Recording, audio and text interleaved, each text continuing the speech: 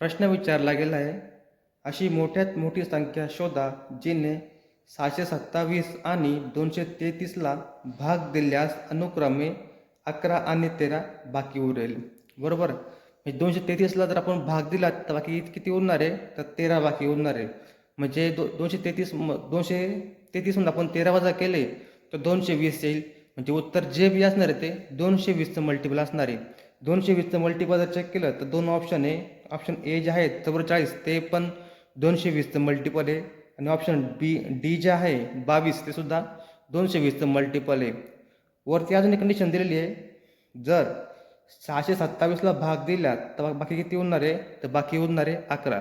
म्हणजे उत्तर जे बी असणार आहे ते 616चं मल्टिपल असणार आहे. आणि प्रश्नामध्ये म्हटलं आहे मोठ्यात मोठी संख्या. आता 44मध्ये 22मध्ये मोठं कोण आहे? तर 44. आपण 44ने जर 616ला भाग दिला तर पुरेपूर भाग जाईल, कारण की 44 गुणिले आपण 14 जर केले तर उत्तर 616 येणार आहे. म्हणून या प्रश्नाचं उत्तर असणार आहे ऑप्शन क्रमांक ए 44.